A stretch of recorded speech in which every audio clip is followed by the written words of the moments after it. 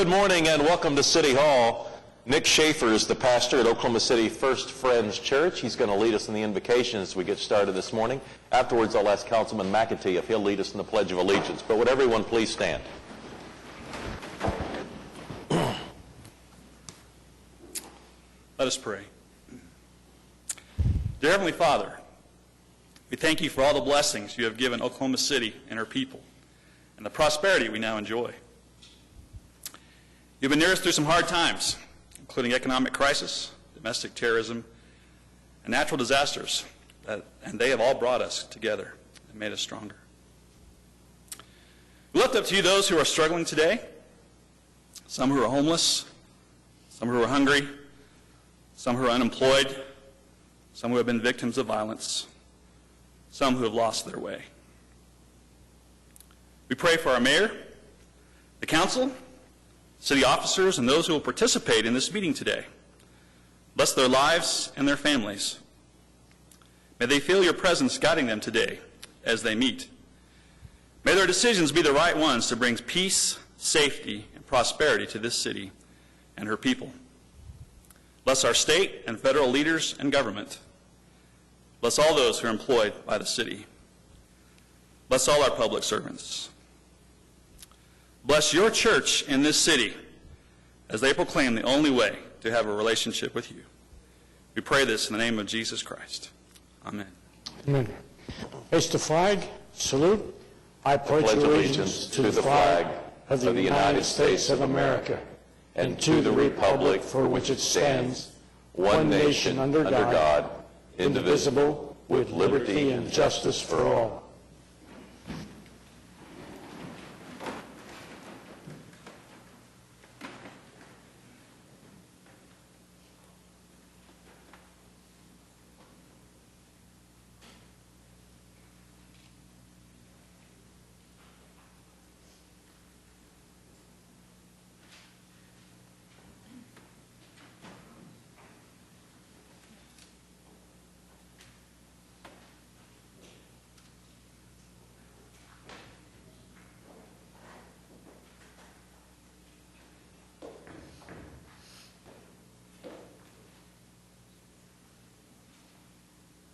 A very important day in American history happened on July 26th of 1990 when the United States passed the, let me get this right, the Americans with Disability Act. And we are coming up this weekend on the 25th anniversary of that occasion, and we thought it'd be a great time to have the Mayor's Committee on Disability Concerns come down so we could have a proclamation to establish Oklahoma City's commitment to disability concerns. So I'll ask our committee members who are here to come forward and stand behind me as the clerk reads our proclamation. Whereas 2015 marks the 25th anniversary of the Americans with Disabilities Act, ADA, which was passed on July 26, 1990 to ensure the civil rights of citizens with disabilities. Whereas the City of Oklahoma City affirms the principles of equality and inclusion for persons with disabilities as embodied in the ADA, the laws of the United States of America, laws of the State of Oklahoma, and ordinances of the City of Oklahoma City. Whereas throughout the United States, people with disabilities possess the knowledge and skills to help energize the economy, and each community must make opportunities available for citizens with disabilities to bring their special knowledge and skills to the workforce. Whereas numerous organizations in the City of Oklahoma City, including the Mayor's Committee on Disability Concerns, work with constituents and communities to bring forth the promise of hope and freedom that is envisioned by the passage of the ADA. Now therefore, Mick Cornett, the Mayor of the City of Oklahoma City, does hereby proclaim July 26, 2015 as Americans with Disabilities Act Awareness Day in Oklahoma City, and he urges all citizens to recognize that people with disabilities can learn, work, pay taxes, buy goods and services, and be self-supporting if given the opportunity. Let's show our appreciation in acknowledging the 25th anniversary of the ADA.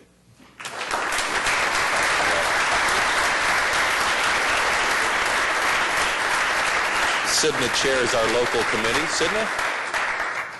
Thank you. On behalf of your Committee on Disability Concerns, I would like to accept the proclamation. You have assembled a wonderful, wonderful group of people that collect at the table every month the expertise that comes, the knowledge that's shared is amazing. And we want to thank you also for promoting the change that happens in our great city. So thank you very much. You bet. We are doing what we can to change the built environment and to make ADA better every day that we can in Oklahoma City. Thank you all for this opportunity. And do you have an event coming up this weekend that people might want to participate in? There is, somebody could probably speak more to this than I can.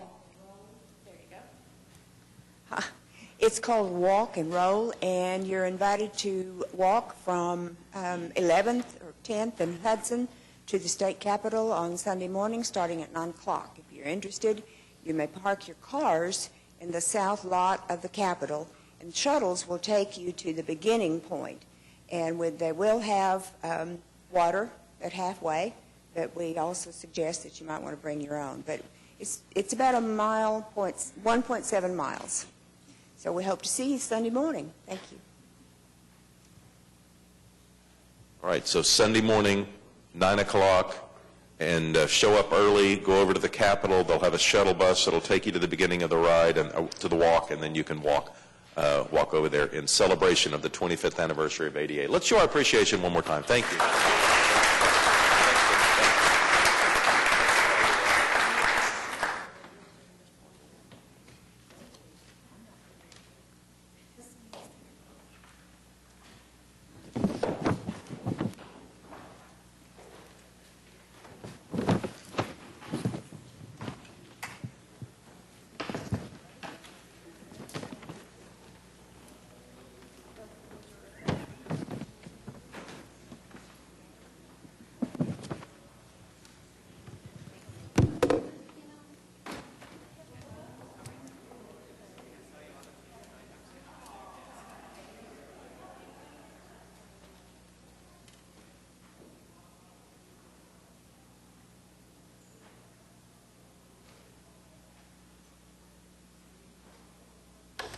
We're on item 3 of the council agenda, and item 3 is to appointment of Dr. Raul Font to the Library Commission. Is there a motion? Cast your votes. It passes unanimously. Item 4 is the Journal of Council Proceedings. 4A is to approve the journal. 4A is to receive the journal for July 7th, and 4B is to approve the journal for June 23rd. All right, comments or questions on the journal? Cast your votes. It passes unanimously. And item 5 is request for uncontested continuances. Mayor, a few this morning, starting on page 17. On page 17, item 9I1, item C626 West Reno, west of that be stricken. The owner has removed. Moving to page 18, under 9J1, A 9608 Blue Bonnet Place, west of that be stricken. The owner has secured. Item H 1816 Terrace Lawn, west of that be stricken. The owner has secured. Item J 9000 North Walker, west of that be stricken. The owner has secured. Item M 17 Southwest 14th Street, west of that be stricken. The owner has removed. Item T 409 Northwest 33rd Street, west of that be stricken. The owner has secured. Item W, 2728 Southwest 42nd Street, west of that be stricken. We need to re-notify. Item Y, 324 Southeast 52nd Street, west of that be stricken. We need to rework. There's a new owner. Moving to page 19, under item 9K1, A, 9608 Blue Bonnet Place, west of that be stricken. The owner has secured. Item J, 1816 Terrace Lawn Drive, west of that be stricken. The owner has secured. Item K, 9005 North Walker, west of that be stricken. The owner secured. Item N, 17 Southwest 14th Street, west of that be stricken. The owner has removed. Item U, 409 Northwest 33rd Street, west of that be stricken. The owner has secured. Item X, 2728 Southwest 42nd Street, west of that be stricken. We need to re-notify. And finally, item Z, 324 Southeast 52nd Street, west of that be stricken. We need to rework. There's a new owner. Any other requests for uncontested continuances? All right, item 6 is revocable permits. Item 6A is a right-of-way use permit to hold the Downtown Dash. Is anyone here from downtown OKC? All right, well, I'll note that that event will take place August 1st, North Walker Avenue and Northwest 9th Street. It'll go through the neighborhoods of Midtown, Heritage Hills, and Mesta Park. How about a motion? Meg, would you like to make that motion? All right, cast your votes on item 6A. It passes unanimously. And item 6B is a request for a revocable right-of-way permit, and this is for 8th and H. And they're going to be holding these on the final Fridays of each month. And it looks like Rick Vick. Yeah, come on forward. Thank you. Yeah, and Rick, we will need your name and address for the record, please. Yes, sir. For the record, my name is Rick Vick, R-I-C-K, V-I-C-K. My address is 2833 Marigold Lane, Edmond, Oklahoma. Good morning, distinguished members of City Council and fellow citizens. My name is Rick Vick, and I am an honorably discharged Navy veteran. I am the owner of a service-disabled, veteran-owned business, the Galley Soul Food and More mobile food truck. I feel it necessary and appropriate to discuss what I believe are significant concerns regarding the lack of consistency in regards to the selection process of food trucks for the monthly 8th and H Association night market. I would also like to recommend some suggestions that I believe that could help improve the transparency of the process in an effort to make the event more inclusive for all food trucks involved. As it presently stands, H&H Association states that they have a random lottery process to determine which trucks will be able to serve at the event. The lack of transparency comes from the fact that this lottery is only monitored by a select group of individuals. And the only way to find out if you made it or not is to receive an email indicating you were selected. In addition to this, 66.6% of the trucks, that's 20 out of the 30 trucks that are allowed to participate in H&H, have been given legacy status. What that does is that mathematically gives 10 slots for all the other food trucks in the state of Oklahoma to participate, effectively locking the majority of food truck operators out of the event. As an Oklahoma food truck, we are all required to go through the same vetting, licenses procedure to ensure we operate legitimately. I believe the process for selection should be just as standardized, equitable, and transparent. It would be my formal suggestion to have the lottery done at the monthly Oklahoma Independent Food Truck Association meeting, where all potential applicants could be present to physically see their names placed in the hopper, and subsequently present to see who were selected. This would remove any doubt about the fairness of the process.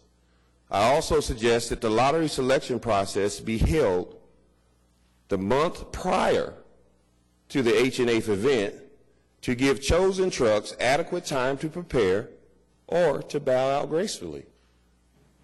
This would facilitate necessary time for replacement trucks. Presently, you get about a 17-day notice to prepare. Now, I would like to direct your attention to the exhibits that are included in their package, their actual map, their overlay map. In their overlay map, you can see designated pods that they have constructed to designate food trucks to line up and park. Well, unfortunately, the same trucks are giving, on a consistent basis, the high traffic areas of H&H, which is Hudson, straight up and down. H&H Association has expanded and has placed additional trucks on the side streets. After the lottery, we recommend that another lottery be held right after it to where individuals that are selected based on draw could pick their options of where they want to place their truck. Lastly, in order to facilitate a diverse community of Oklahoma business opportunity to serve the community, I would suggest that upon being selected for H&H's event, the approximately 30 trucks selected would be ineligible for the following month. This would allow for a fair and equitable opportunity for many Oklahoma small businesses to generate revenue at one of the most premier food truck events in the state. Please set aside any additional right-of-way permits until we can get the 8th and 8th Association to the table. I would like to close by adding a personal reflection. 20 years ago, I stood downtown Oklahoma City, not as a business owner, but as a member of the world's finest Navy.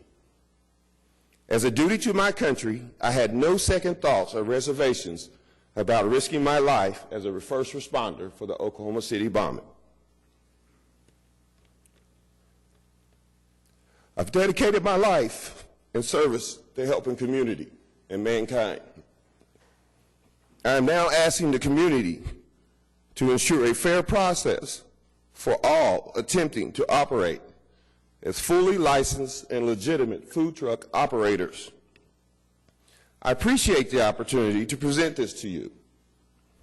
Godspeed. Thank you. Could Josh come in for a minute? Josh doesn't do, Oh, he doesn't? Drew's here, though. Drew's here. Okay, yeah. Drew, come forward. Could you see that we get a response from 8th and H? We don't pick the food truck vendors. We have no part of that process. Yes, they handle all the food truck vending. But I would love to selection. get 8th and H, their board, to officially kind of give us a response to his Yes, suggestions we could to how they even- might run a more equitable process in And their maybe there's trucks. a possibility that we could get Mr. Vick, maybe a meeting together with the organizers of H&8 to maybe come up with, because I thought he had some good suggestions, so it'd certainly be able to help Yeah, bridge maybe that we gap can between the two. help out. All right. Certainly. Thanks. All right. We need a motion on items 6A and B. I would move approval on 6B. Cast your votes. It passes unanimously. We'll recess the council meeting, convene as the Oklahoma City Municipal Facilities Authority. There are 4 items. Is there a motion on the MFA? All right, cast your votes, and it passes unanimously. We'll adjourn the OCMFA, convene as the Oklahoma City Public Property Authority. Again, 4 items. Second, cast your votes. And the PPA passes unanimously. We'll adjourn the OCPPA, convene as the Oklahoma City Environmental Assistance Trust. Just the claims and payroll today. All right, cast your votes, and the EAT passes unanimously. We'll adjourn the OCEAT and reconvene the council meeting with the consent docket. All right. We have a motion and a second. Are there any individual considerations? Mayor, today I wondered if I could ask if you could poll item AS1 and vote on that separately. Okay. And then I'd like to briefly mention item 7L and 7BC. I'd like to pull BB and vote on that separately. BD. B as in boy, B as in boy. Okay. And then also a comment on O. Comment on. Oh, no, sorry. I have it backwards. Okay. Vote separately on O, and then a comment on B as in boy, B as in boy. Okay.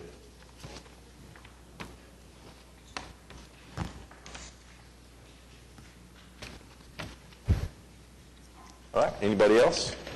And also, Mr. Mayor, AE. All right. Meg, you want to get us started by commenting on 7L and 7BC? Yes, certainly, Mayor. Thank you very much. I just wanted to mention 7L, and it's a series of items 1 through 7. which are the city's professional service agreements with a series of our neighborhoods. And I just wanted to, make sure that people recognize how much effort the city staff puts into helping build capacity for our neighborhood commercial districts that are revitalizing, but how they also spread all the way across the city. This involves the 39th Street District, which is 39th between North Penn and Youngs Boulevard, Friends of Northwest 10th, which extends on Northwest 10th between Hefner Parkway and Council Road, Capitol Hill District, the Paseo Arts District, the Plaza District, Uptown 23rd, and Windsor Business Group, which is I-44 west to Pinnell, all along 23rd Street. So we're reaching communities and neighborhoods north, south, east, and west in the city, and the staff is doing a fantastic job. Item BC, I just wanted to recognize the Kirkpatrick Family Fund, which is an affiliated fund of the Oklahoma City Community Foundation. And they, since 1975, has been helping to provide funding for police department management staff to attend specified training. And over the course of those years, they've provided almost $250,000 in donations to the city to send our officers to management or leadership training. And I think it's a tremendous partnership, and really am grateful for their support. Yeah, great project. All right, Ed, you wanted to comment on BB? So BB will start the process of our police officers having and providing naloxone. I read about this in the paper over the weekend. Is there anyone to answer questions about that? Or I think Chief said he can be here in a minute. So I guess, so obviously we have an epidemic in Oklahoma City, hundreds and hundreds and hundreds of deaths. We don't have adequate treatment facilities. We have an opiate epidemic. We've led for many years among in the country in terms of opiate addiction and opiate deaths. Opiates, Lortab, Percocet, fentanyl, morphine, heroin, they all cause respiratory depression, so they make the patient stop breathing. One question I have, Chief, is do we have an ability to monitor oxygen levels, or what besides the naloxone kit will our officers have? The capability do they have? Yeah. Well, I mean, they're trained in CPR, but they don't have the equipment to monitor those oxygen levels. At that time that they're in distress like that, there would be, the fire department would be called, and also IMSA. So IMSA has the ability of also actually providing the naloxone also. But the officers, what we know of the drug is that it's fairly safe. It's taken through the nasal cavities. It's easy to administer, right, and there's really no chance of overdose, something like that. So it's a pretty safe drug to use. Now, I have somebody here from the Department of Mental Health also. If you have other particulars about that drug, that maybe she can answer some questions also. But that's what I know. I know of the drug. It's been used and being used consistently throughout the country right now by other agencies, and they believe successfully. I think the thing, and I'm very enthusiastically in support, and I'm glad to vote for this and glad that we're doing it. The thing is, I think that most of the time, if you have enough overdose to cause respiratory depression, either the patient is going to be deceased, or they can still have respiratory depression, but still have high enough oxygen that they really didn't need to be revived. Then there's a sweet spot where you have respiratory depression and their oxygen level is down, and you want to administer to those. But to a certain percentage, they probably wouldn't have needed it. You'll throw them into withdrawal. You'll induce nausea and vomiting. It can be very, very, very painful for the patient. So that's, just something to watch. I think that we hear anecdotally of how many lives are saved, but I wonder if some of those, the patient was lethargic, they had respiratory depression, but without being able to monitor their oxygen, we probably didn't save their life, we just woke them up, and we're claiming it as a saved life. So it's just something, I think, to watch. And that's what I've said about the programs really across the country. We really don't know how many lives were saved. Many times it could be administered, and either they weren't in critical distress or, so medically, obviously, you have the expertise, and we don't know for sure. But I think there's probably things that have been claimed that aren't necessarily a saved life. But the side of that the other side of that is that there really doesn't seem to be much harm in providing that drug, at least from all the information that we've read and received. There isn't any harm in actually administering that drug to somebody that may be in distress from an overdose. So, and again, we don't do that without immediately calling IMSA or calling the fire department, so you have some EMTs that maybe can address those things that you're talking about very quickly.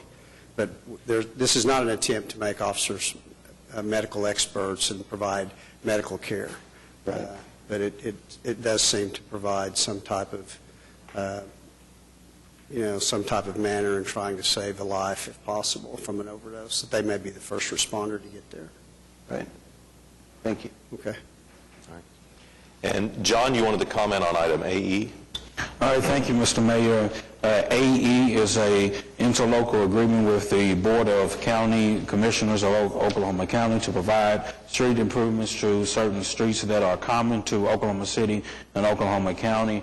And I think this is definitely a great tool to use to repair streets within our city limits. And so I just want to thank County Commissioner Willa Johnson, Ray Vaughn, County Commissioner Ray Vaughn, and County Commissioner Brian Mon.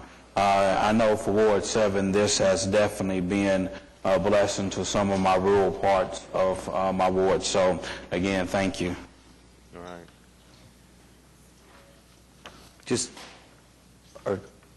Just a word about O. Are you finished, John? Yes, sir. Okay. I wanted to talk just for a second about O, just because as a body we're tasked with creating policy, and I just want to talk about what our goals are with Section 108 loans. Here we're going to use about $7 million of the Section 108 loan to give a low-interest loan for the 21C Hotel. This project is about $53 million. We're giving more than 10% in TIF funds, grants and loans, which is a relatively high percentage for a TIF allocation already. They'll get some 25% of their construction costs reimbursed for the federal historic tax credits, then they'll get state historic tax credits. So taxpayers are heavily involved in this without the Section 108 loans. Section 108 loans have really 3 requirements according to the HUD guidelines. 1, all projects and activities must either principally benefit low and moderate income persons, which I think this project has a problem meeting. 2nd, it has to aid in the elimination or prevention of slums and blight. You can make an argument. And it has to meet the urgent needs of the community. And it's not just that it has to meet those 3 criteria. All projects have to meet those 3 criteria. It would have to be balanced against the needs of the rest of the city, the other areas that are economically distressed. We only have some maybe 20 million, and we've already used many, many millions. We've used this in the past where on the Gold Dome where they defaulted, and we were using our CDBG funds, which is really the city's only way of these federal pass-through funds to address our poverty and disenfranchisement. But so we lost that $1 million of CDBG funds because the loan defaulted. So I think that it deserves scrutiny. Eligible activities all seem to be mostly public facilities for the benefit of the community. Rehabilitation of publicly owned real property, construction, reconstruction of installation of public facilities, payment of interest on the guaranteed load and issuance costs of public offerings, debt service reserves, public works, and then in limited circumstances, housing construction as part of a community economic development. So obviously, this doesn't meet any of those requirements of eligible activities. The only way that you get this in is if you use where it says economic development activities eligible under CDBG, and there's about 25 of those. About 24, this doesn't qualify. The only one that it would possibly qualify is the one that outlines what happens when you give this assistance to a private for-profit entity. And there you have to meet 5 criteria. Again, you have to meet an urgent need, and I'm not sure that the 21C Hotel is one of the city's highest urgent needs. It has to create or retain businesses owned by community residents, which I would argue it does not. It's not owned by community residents.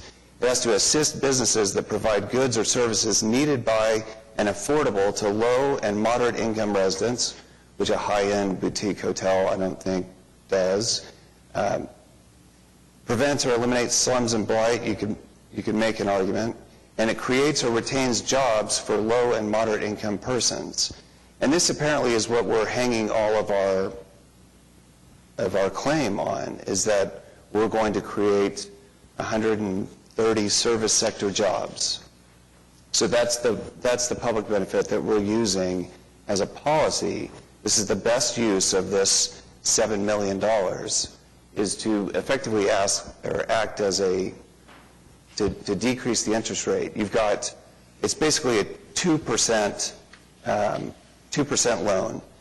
The developers indicated in our neighborhood association meeting, or conservation committee, that they could get the financing, but that it would decrease the bottom line. And I'm wondering what fixed interest rate, because this isn't fixed. This is LIBOR goes up, which it's likely to do over the next years, because it can't go down. It's at its historically lowest rates. So it's likely to go up from 2%.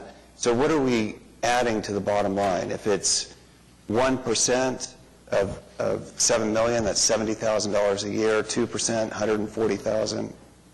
That's the best use of this $7 million. I'm not sure that it's eligible, and I'm not sure, and I'm quite confident it's not the best use of $7 million. We're talking about potentially tying up our CDBG allocations for the next 20 years as collateral. And I just don't recall any conversation over the last 4.5 years about what do we want to use Section 108 loans for, what is the policy. These are minimum wage jobs, likely, housekeeping jobs.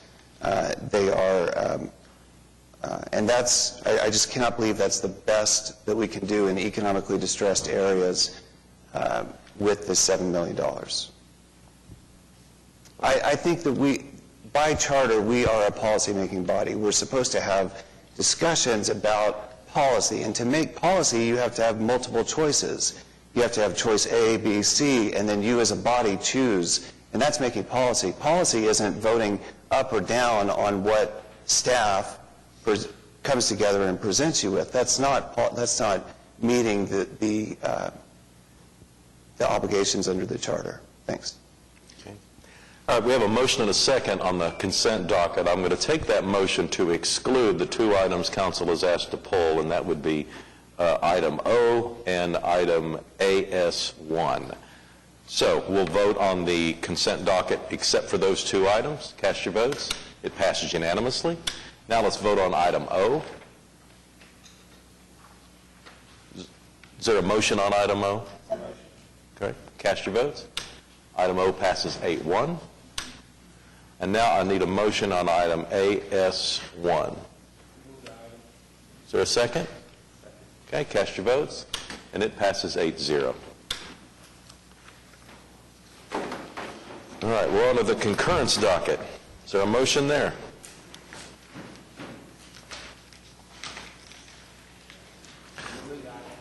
Is there a second? All right, any comments from individual council members on the concurrence docket? All right, cast your votes. It passes unanimously. That moves us on to item 9. This starts a series of items that require a separate vote. The first would close a utility easement in Ward 8. It's just south of 160th Street near MacArthur. Mark? Yes, this is an ordinance on final hearing. It's the applicant Meadow 61. It went before the Planning Commission. The Planning Commission recommended approval. There's been no letters of protest, no protesters at the Planning Commission, and no calls or emails. David Box is here if anybody has questions, but at this time I'd move for approval. All right, cast your votes on item 9A. It passes unanimously. Item 9B is an ordinance up for final hearing today, and this is our definition of our shuttle service out at the airport. Is there a motion on 9B? Cast your votes. It passes unanimously. Item 9C is also up for final hearing today, and this would repeal the existing ordinances that were put in place last summer regarding Uber and Lyft, and this will get us into compliance with state law. Is there a motion on 9C? I have one question. We also, during that whole discussion, deregulated the taxis and limos to some extent. This does not affect that at all. Is that correct, or does that repeal all those changes also? I missed your question, sir. Okay. Does this repeal all of the changes that we made to the taxi and limo stuff also? No, it does not. This ordinance will only be repealing the TNC changes, so anything that affected TNCs or mentioned them was removed from the ordinance. Okay, sounds good. Thanks. Thank you. I think one of the things we might look at is further deregulation of limos and taxis in light of I agree. Of what there is here. There's been interesting debate all this last week about Uber and Lyft on national television, a number of national television articles and about it, and many of them saying the very things that I said several months ago, that this is being sold as some kind of a innovative thing, and really all it amounts to is just an effort to circumvent regulations. I mean, their competitive advantage is basically the fact that they aren't regulated when you look at it. And I think in order to be fair to the people that have abided by the law for all these years, we ought to take another look at whether we shouldn't further deregulate cabs if that's going to be the law. Well, do we know if they are going to go to the state and seek similar legislation? I mean, that would be the easiest solution. If I was a taxi cab operator and I saw what had occurred over the last year, I think that I would go to the state legislature and say, well, okay, to be fair, you need to have our regulations be similar. Well, I think so, but you're more optimistic about the legislature's wisdom than I am. I think it's up to if we want to regulate, if we want to be responsible for what goes on in the city, I think it's incumbent on us to do it. I don't mean that argumentatively. It is argumentative. Well, let's wait to hear from the industry, because if they're going to go to the state level, then I don't think we need to do anything. But if they're not, and they would seek, I agree with you. I mean, we have to level the playing field to the extent that we can. And there are unintended consequences on this issue no matter what you do.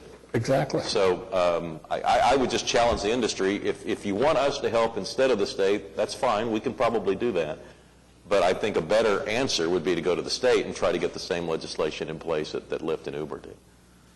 Or we just go to the state and ask them to abolish local government. That would be another option. Or that. Yeah, or that. You're right. That would be another option. Just for clarification on my part, are you suggesting when you say deregulate the taxi industry, does that mean eliminate all rules related to taxis so that anybody could just buy a car, paint it whatever color they wanted to, and start charging for services? Well, under the regulation for Uber and Lyft, anybody can do that now, but they don't even have to paint the car. I understand, but I'm just asking, is that what your intent is, to completely... No, it isn't, because I think there are regulations, and we argued about that, and that's basically the reason we passed the legislation that we did, was because most of us believe there is a minimum of regulation with regard to safety, for example, rates, for another example. All of us, I believed at the time we voted for that, believed there was some minimum regulation. So I don't think, that wiping them out is the answer. I thought we reduced the regulations for the taxi industry, as James mentioned last summer, whenever it was that we voted on it. I'm not sure what we need to do further. If I could clarify just a little bit of what maybe on a bigger picture. We regulated taxis in the past for both rates and their drivers and the condition of the cabs, and we had a number of rules in place for taxis. Lyft and Uber came in, the transportation network companies came in and didn't want to have any regulations. We attempted, and I know Mr. White doesn't believe we were successful, but we tried to level the amount of regulations we had over each. So in other words, we took away the rate regulations on the taxis because Lyft and Uber didn't have that, and we added the safety regulations for Lyft and Uber, which required that their cars and their driver background checks on their drivers and their cars be looked at. Then the state came through and said, no, you can't do that on the network transportation companies. You can't have those type of regulations. We'll set the rules for that because it's a statewide concern because they cross city limits. So now we have the taxi companies that we do not have controls over the rates, but we do have controls over safety provisions regarding the drivers and the condition of the vehicles. And she's nodding. So that's where we're at on it. We've taken away a lot of the rates, but we still do have the general safety provisions for the drivers and the cabs. Some other licensing. Well, there's some other things too, like for instance, color of the cabs. Right. I mean, they can only be at taxi stops. Right. Yeah. I mean, there are a number of things that put them now at a serious competitive disadvantage. I thought what we worked out before was a reasonable compromise. Everybody was a little irritated with it, I thought. But generally, that's how you judge whether it's a fair compromise. I thought, but when you take out one side's total compromises, and you leave the other side still at a pretty serious competitive disadvantage, I think. I mean, maybe it's not anything we want to worry about, but it seems to me that in all fairness, we should encourage the cab companies to either come to us or get bushels full of money and go to the legislature and try to lobby them to change, because it ain't going to work otherwise. It's not fair. I mean, Uber and Lyft is not a new service. They're doing the same thing cabs have been doing for 100 years, taking money and hauling you from one place to another. It's just a different way of doing it, and it basically makes its money based on its lack of regulation. And maybe we don't want regulation anymore. If that's fine, I'm 1 of 9 if that's what we decide. But I don't think it's fair to regulate one segment of an of an industry to the extent we regulate cabs and leave another one to cherry pick the business without regulation. That's my point. Well, so one issue of litigation in other cities and states in terms of cherry picking is that Uber and Lyft don't have provisions for the disabled. With the state law now, where are we for the cities disabled? I mean, in terms of Uber and Lyft making...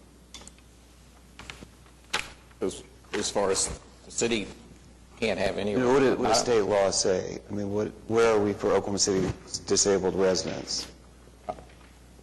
I doubt... Your question is where are we at with how the cities can regulate TNCs? Is that with the state regulations now governing Oklahoma City for the TNC actions? The legislator sent all regulation to the Oklahoma Corporation Commission, and at the moment they are actually going through and making their own rules that they were permitted to make by the legislature. At this time, I don't have those, so they are still in the works, what those rules will be. There is some oversight that is mentioned throughout the statute regarding what type of auditing power or what type of insurance requirements are required at the corporation level, or Corporation Commission level, and they are being held to those at the moment, but further rules are being written as well. So the state law didn't write specific rules, it just deferred to the Corporation Commission, and the Corporation Commission will then handle whether the disabled are... Certain rules were put in place that requirements on insurance need to be met. An audit process would be allowed if the Corporation Commission needed to or had complaints from the citizens. But further rules were actually permitted to be written. They are not at the moment completed, but the Corporation Commission are writing those rules. Yes. Okay. Thanks. We all wanted to have this conversation again, didn't we? We all missed this from last. All right, how about a motion on item 9C? Move approval. Is there a second? Cast your votes. It passes unanimously. Are we going to bring back chickens, too? And have that discussion? We'll bring back any changes the council would like to see if you want to give us direction. If you recall, we had a little trouble getting direction on the last time. That was just a little joke. I have a wonderful ordinance that I offered that I'd be happy to bring back if you want to. There is a constitutional amendment that would affect our right to regulate chickens, so we'll see whether or not that's approved by the voters. All right, item 9D is a public hearing. This has to do with the Western Avenue bid. Is there anyone here that showed up today hoping to speak on item 9D? Okay.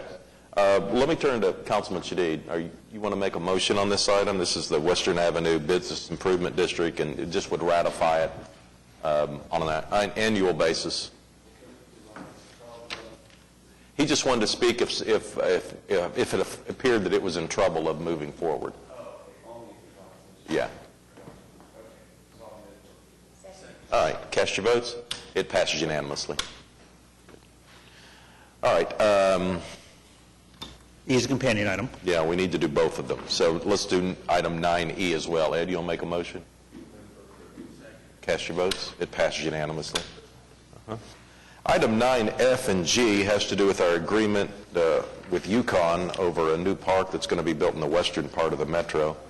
And also to provide some access for traffic improvements to some property at Check Hall and 10th Street. It's not simple, but it is something that's been in the works for several months. Is there a motion on item 9F? All right, cast your votes. It passes unanimously. And item 9G. How about a motion? This is the companion item. Okay, cast your votes. And 9G passes unanimously.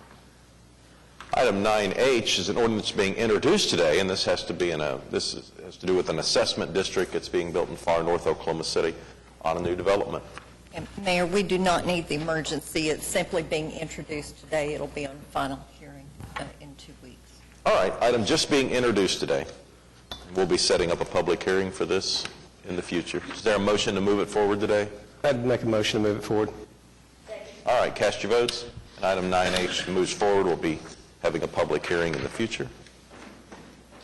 Item 9A is a public hearing regarding dilapidated structures. Is there anyone here hoping to speak under any item listed under 9I? All right, how about a motion? Cast your votes. 9I passes unanimously. 9J is a public hearing regarding unsecured structures. Is there anyone here hoping to speak under any item listed under 9J? Okay, come on forward. Go straight up. Good morning, and we'll need your name and address for the record, please. My name is Denise Reed. The address is 8525 Highland Avenue. Okay. Item B. Yes. And this property was sold in 2013, but the city still has it listed under my name. They said that they're going by the county records, and I have actual documentation. Okay. So I'm trying to not have to secure that structure, which would be out of pocket cost. Because you don't own it anymore. Yes. Yeah, I don't blame you. Could you repeat the address? Which address was this, ma'am? This is 8525 Highland Avenue. Highland. Prior page. This seems a little unusual that the court records wouldn't reflect what she believes was a sale of the property. Is that unusual? Is there a reason there might be a lapse in the recording over there? Sometimes there is a 10-day, give or take. Well, why don't you give her your business card, and so we can let us check it out. Okay. And I have no reason to believe that you're not correct and that we're dealing with some sort of older data. Okay. And this is from 2009. Okay. And then they can correspond back with you. All right? Okay. All right. That would be, yes. Okay. We'll give. All right. We have a motion on the unsecured structures. Is there a second? All right. Cast your votes. It passes unanimously. Thank you. Thank you.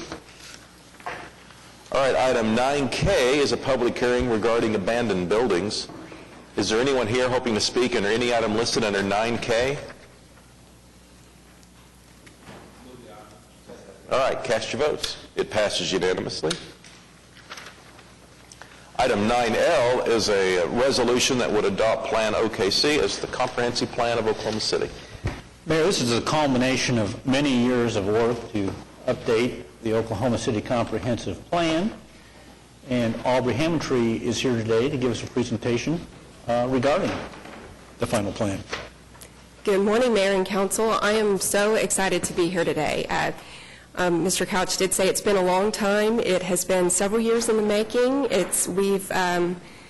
We've worked with several different staff members through this process, and I'm excited to be here to review this plan with you today. I know that several of you have participated in the creation of this plan and are familiar with it, but for the public, I'd like to go through a presentation that talks about how we use the plan and how we might be moving forward in the city to try to guide more efficient growth and development for the future. The comprehensive plan is actually a document that cities can adopt, and our state statutes provide for our city to adopt a plan. I'm going to read a little snippet of what the state statutes empower us to do through the adoption of a comp plan. Is to guide and accomplish a coordinated, adjusted, and harmonious development pattern for the city, which will best promote, in accordance with present and future needs, health, safety, prosperity, general welfare, efficiency and economy. It goes into talking about things like traffic, safety, pollution, healthful and convenient distribution of population, good civic design, and wise and efficient expenditure of public funds. That's a tall order. That's a lot of things for a plan to accomplish. It is a very broad plan for the city that different entities within the city government and private developers use in many different ways. So I'll talk through that. I wanted to start with the first slide talking about what is a comprehensive plan. Oftentimes a comprehensive plan is confused with zoning in that cities dictate what can be built on parcels of land through zoning. It is not a zoning document. It is a guide document. It is not a regulatory structure. It is a framework that encourages efficient land use and all of the different attributes that I explained from the state statutes. It is a broad range of topics, as we just talked about, and it's not limited to the purview of city government. Even though this is the guide for how the city grows, it involves many recommendations that the community have developed together so that we can enter into public-private partnerships and that private development can look to as people make decisions about where to move and where to invest. So you might ask, why do we even need to plan? Because Oklahoma City is doing very well. We know that our residents and our citizen surveys say this is a great place to live. We're growing well. We're moving in the right direction. When we go out to meet with the community and we talk about concerns and issues with the community, we know that there are certain things we need to look ahead into the future and try to anticipate that we can do better. One of the things that all cities face is that our demographics and our population is changing. Where people choose to live, parts of the city that are declining, these are all the trends that we have to look to and anticipate to improve upon in the future. We also have to be mindful of economic development, fiscal sustainability, investments across the city, and make sure that as those investments are happening, that it's doing so in a way that does not detract from the stability and quality of our neighborhoods. Neighborhood health and safety and choices are a big theme that run through this plan. Not only choices of where people live and how they can be active, but how they can get around the city and make the best use of their time and their resources. The plan also addresses, as the city grows, to protect our natural and environmental resources and create a transportation system and a quality environment that suits all.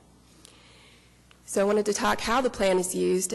City leaders such as yourself use this plan in making decisions like you've done today on all the cases that you've voted on for rezoning applications.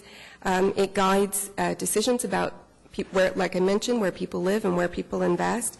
It's a framework guide for evaluating development proposals, and it helps to guide how expenditures such as our capital improvements plan are done across the city. Urban renewal plans are also meant to be in conformance with the city's comprehensive plans. Annexations and de-annexations of land within the city are also evaluated to be in conformance with this plan. Subdivision regulations, municipal regulations, and plats are all by state statute required to be in conformance with this plan. So it is a broad-based land use and development guide.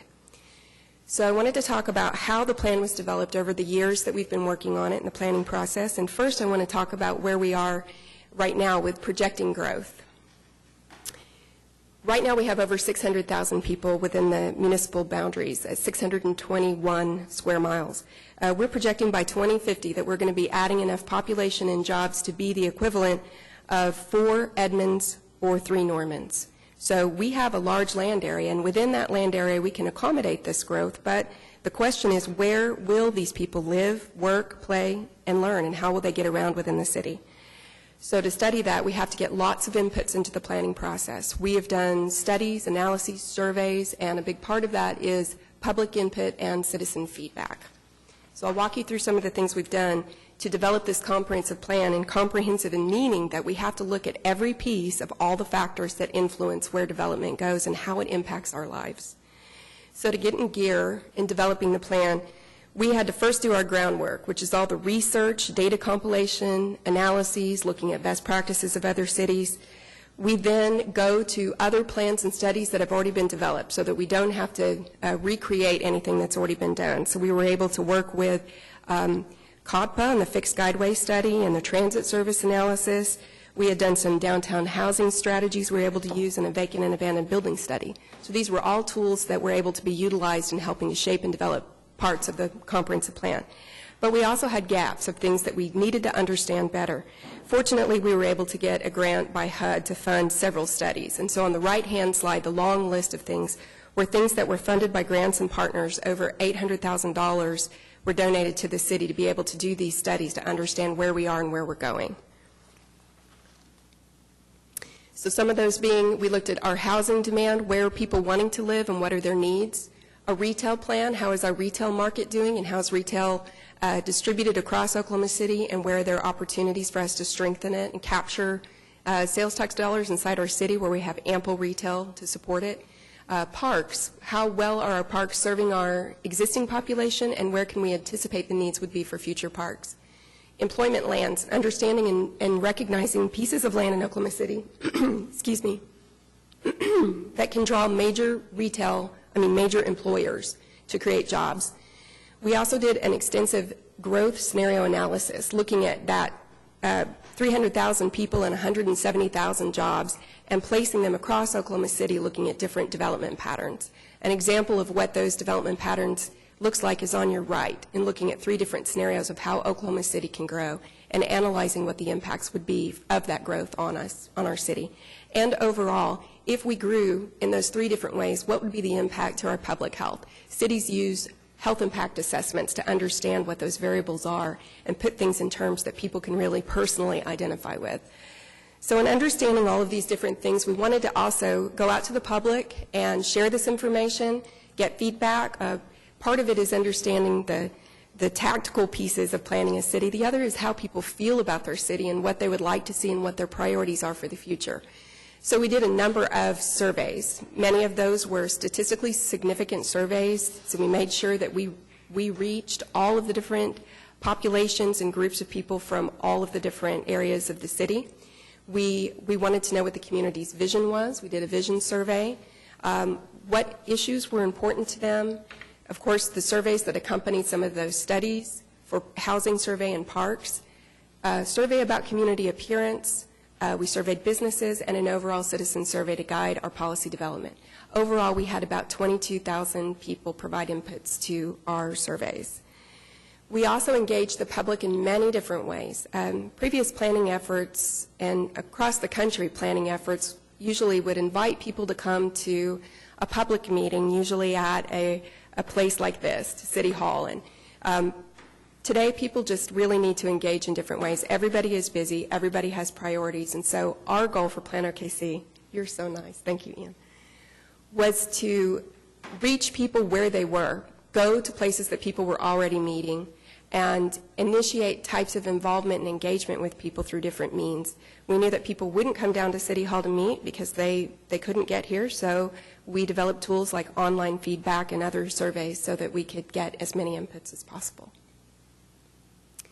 So we held many different types of public meetings throughout the process, some special meetings focused on different groups like the chamber, school districts, city managers from adjacent cities.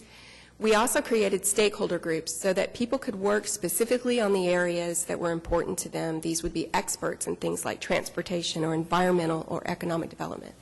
And we had a group that we called our Healthy Communities Oversight Group. This group reviewed the policies coming out of all of those different subsets of the plan to make sure that those policies were guiding and directing a healthy future, healthy economy, healthy environment.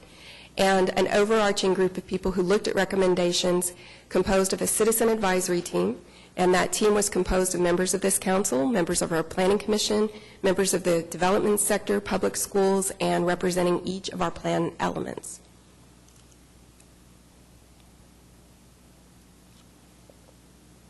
We created a series of opportunities to provide online feedback for people and tools so that we could survey residents' values and priorities and gauge how well they supported some of the ideas and policies coming out of the comprehensive plan.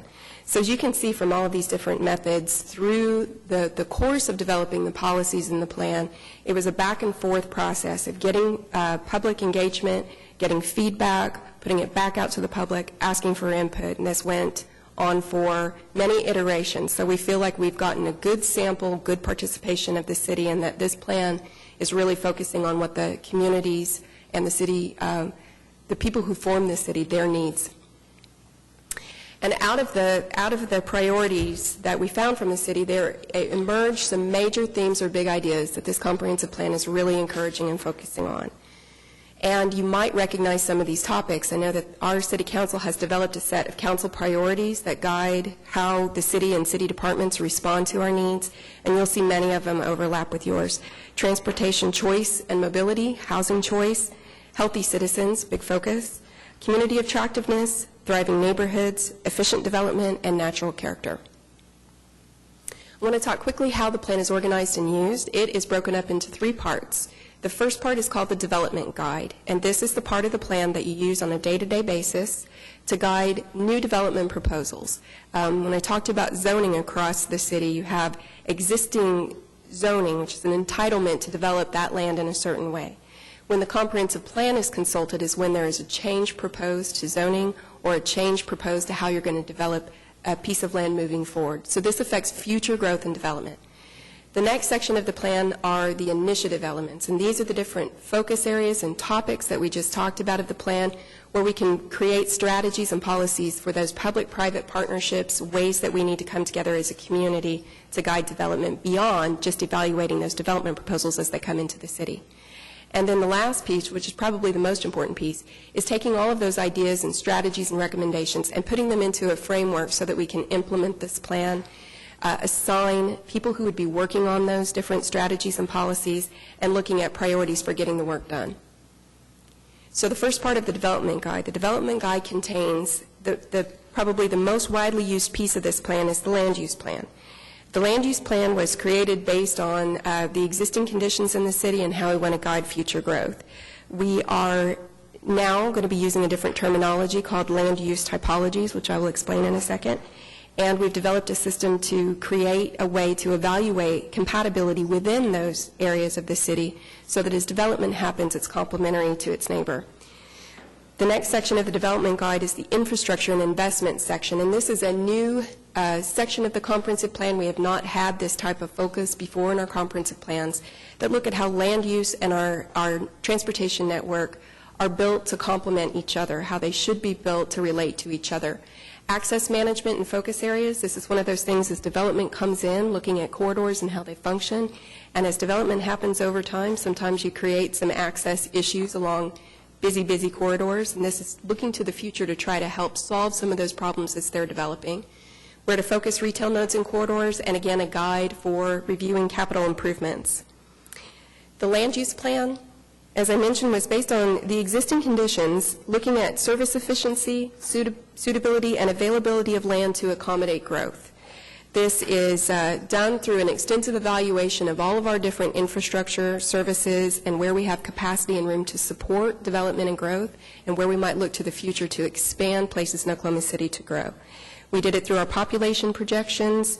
We did technical analyses to develop this land use plan, and extensive public input on how people felt they wanted to grow and where they wanted to live. The basic principles of looking at a land use plan are making sure that as you guide where development goes, what type of development goes where, that you consider the compatibility of those uses, the intensity of those uses, the transportation system and the relationship to land use, and service efficiency. And so describing this new term, typology, replaces the term that we've used in our comprehensive plan for a long time, which was a land use designation. Well, it's not just as simple as a designation of one type of land use. A typology is a system that puts things together in groups. It's dividing things up, understanding that within any different part of Oklahoma City, we will have different types of development that live together, work together, play together. So now we have many different types of land use typologies designated. They range from open space and rural having two different layers, two different levels of rural, a low intensity and a medium intensity rural designation. Urban types of development, and urban can also be split apart and classified into a low intensity, medium, and high intensity area, and then our downtown core. We also have a way now of looking at land use typologies and being able to target and influence even more specific types of development, like industrial development, employment, urban districts, transit-oriented development. These are layers over that base typology. So this really helps focus the type of development growth we think would be appropriate in specific places in Oklahoma City. One thing I might like to highlight on that, if you go back one slide, previous slide, is that we now are looking into the future, and we have typology layers called reserve or preserve, where we're looking at where is the next phase of urban development going to occur. This is as we start to grow and develop in our existing urbanized areas, what would be the next level? And those areas are designated as urban reserves so that when services and efficient application of water, fire, police services are available to those areas, it can be released for urbanization. And those are years away, but it is protecting that land from urbanization and sprawl that we're not ready to support. So this is what it looks like when it goes on to the 621 square miles of Oklahoma City. If you're familiar with the city's current comprehensive plan and the land use plan map, this map is a lot more granular. There's a lot more specificity and definition with all of those different land use typology layers. This really is a much more fine-grained, better guide of where development can go and the parameters for what that development looks like, the intensity of uses, and such. That one of the best things about Oklahoma City is that we have such a broad spectrum of different types of land uses and character across our city, different choices in housing, different styles of living. We want to support that. And as we start to grow and densify and fill in, we want to make sure that we develop and grow in a way where that development is complementary to its neighbor. So as I mentioned before about the compatibility matrix, we want to make sure that those things, when they exist together, do not exist with problems or conflicts. So we needed this tool to define what is land use compatibility. The comprehensive plan lays out a series of questions. So when development comes in, we ask it, does it fit the character of that land use typology area in terms of its densities, in terms of its appropriate or inappropriate uses? Does the development proposal meet basic measures of compatibility? And this is where we start to look at those impacts, traffic, building scale and site design, or operational impacts, and those would be things like noise, light, odors on the neighbors. If there are some of those issues or concerns that are raised between two different types of land uses that are going to be adjacent to each other, can you then create through design some sort of a mitigation of those impacts? So the plan offers many recommendations of how to do that, and a guide for someone to come in and look at two different types of uses to the neighbor to see if they're going to have those building, scale, traffic, or operational impacts. And then it goes into a whole chapter about some of the ways that you could mitigate that. And sometimes it can't be achieved, but many times it can. We've also looked at street typologies across Oklahoma City. I know you're familiar with the functional classification of streets that breaks streets up into categories like an arterial or a collector or a neighborhood street.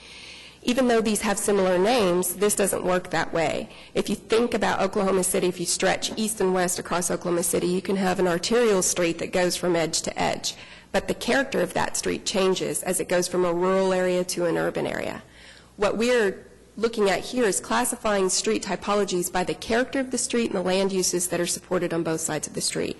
So this is a guide to us, the city, in making future investments so that if we are going to be building or redoing or expanding our transportation network, it is responsive to the type of land use that exists, and it's complementary of that to support development in Oklahoma City.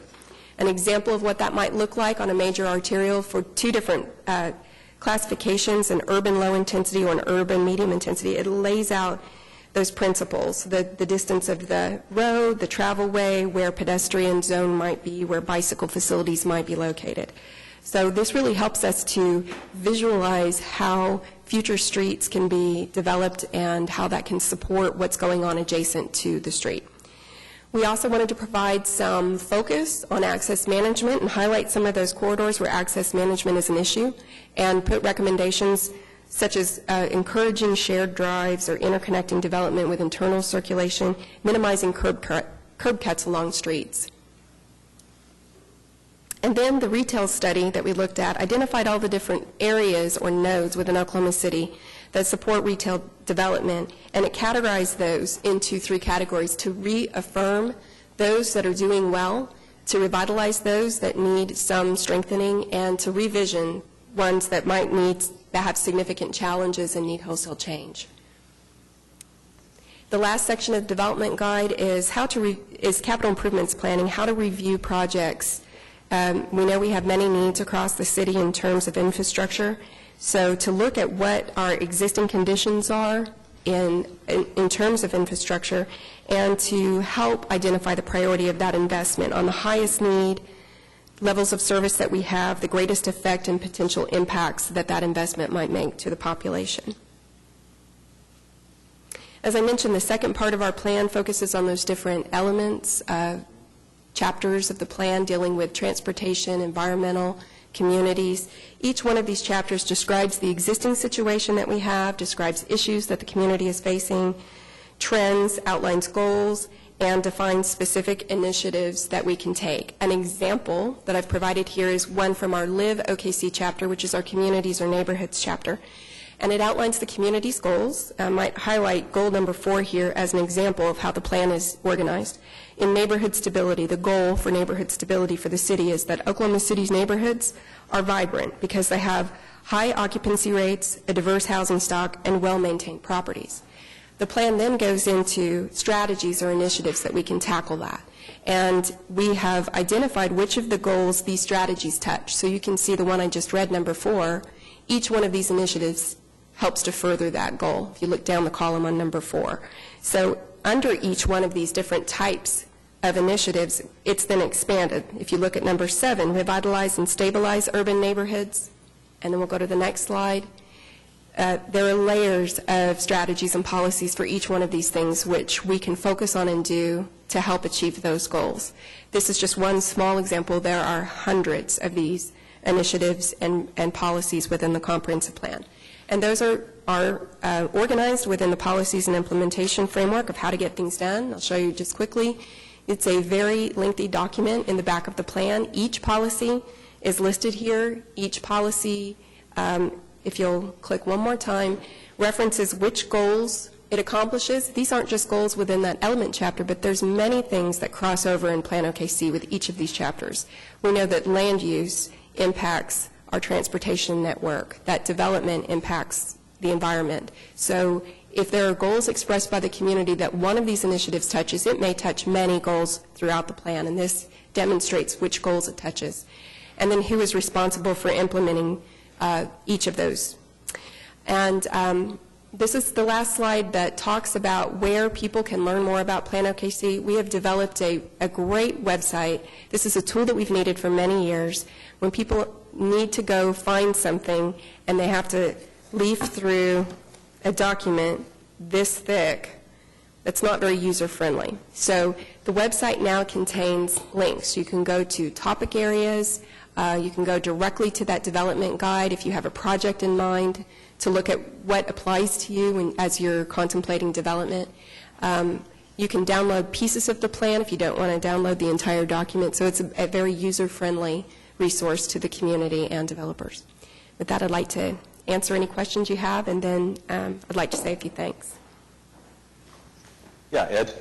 So I have 2 questions. First would be, we've heard Pete talk about how you can predict where development will occur based on water infrastructure, and then we heard some good evidence from ACOG to that effect. What is in the comprehensive plan about water infrastructure development, and how would this interplay with how would the Water Trust use this?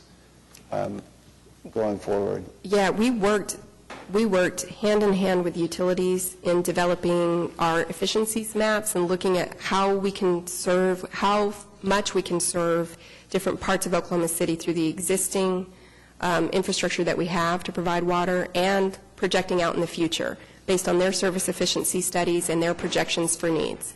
So as we learn more, when they do their studies separately from the planning department, this is their business that they know and understand, we can work together on this plan to open up new areas of the city that are going to be able to get to support more development. So it is a very iterative process, but at this point in time, everything that we've reflected in the plan is something that utilities has provided that information, and we've worked with them on the provision of water. So are there guidelines or recommendations for development of water infrastructure, or is there?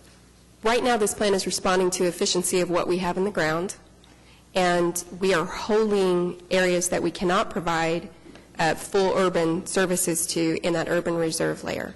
So as we're able to expand all of the infrastructure needed to support urban development, we can then go up and reevaluate those land use classifications. It's not just water that we would be looking at to urbanize an area. It would be the transportation network, it would be fire and police service, sewer availabilities. There are many, many factors beyond just provision of water. Okay. The second question is, as we approach starting to put together a priority list for the general obligation bond, 2017 or whatever, how would this be incorporated in that process? How would you see that bond process going forward, and how would this be utilized towards that effort? We've done a lot of analysis to get a good understanding of what we have on the ground right now and what the needs are. And so we have wonderful technology that we can utilize these days to assist with that process. We know where there are gaps in our sidewalk system. We know where infrastructure in streets and connections of roadways, bridges, things like that, might need to be placed in the future to support areas that we're anticipating are going to grow that need that connectivity or need those resources. So we've been compiling the data through developing this plan that we can go back and bring those projects forward as potential recommendations for investment in the future. So we are working along with Public Works on all of the things they know infrastructure-wise we need. Plus, this document helps identify what priorities there are of the community in terms of quality of life investments.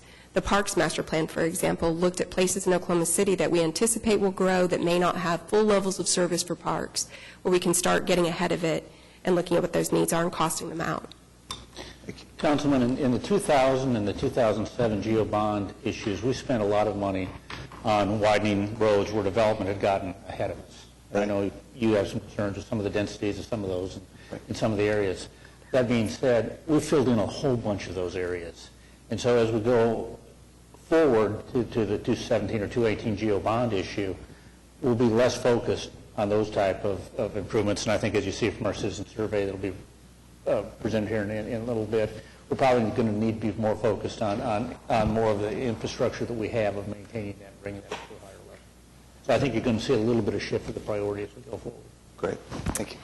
Barbara, just huge kudos to you and your staff. It's really wonderful to finally have this in front of us, and I just wanted you to know that I actually used it last night with a neighborhood issue and was able to go to page 50, look at the land use plan. I couldn't exactly understand a piece of it, so I need to ask Ian a question later, but it really is going to be helpful for us. Wonderful. Just talking to our neighbors with issues that they have coming forward.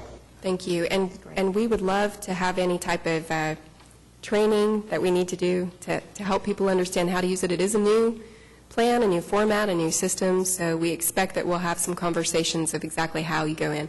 And the website will be a helpful tool. If you ever have the ability to pull it up on your phone and go to that map, then you can talk through what those different classifications mean.